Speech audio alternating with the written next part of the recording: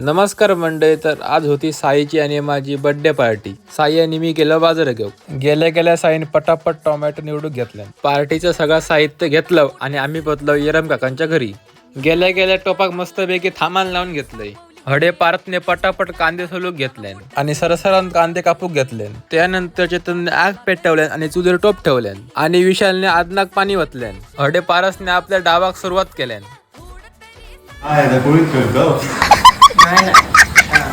खेळान झाल्यावरती गणेशने खसखसान खोबरा किसून घेतले.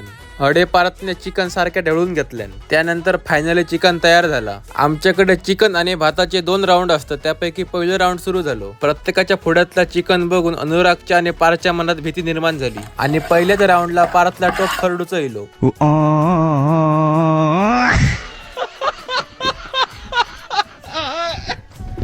नॉनव्हेज खात नसल्यामुळे मी छोले भाजी, भाकरी आणि सोलकढी भातावर ताव मारलंय. जेवण झाल्यावर आम्ही जरा गजाली मारलं. भांडी वगैरे घासून आम्ही निघालो घरात. तर मंडळी भेटू पुढच्या व्लॉग मध्ये.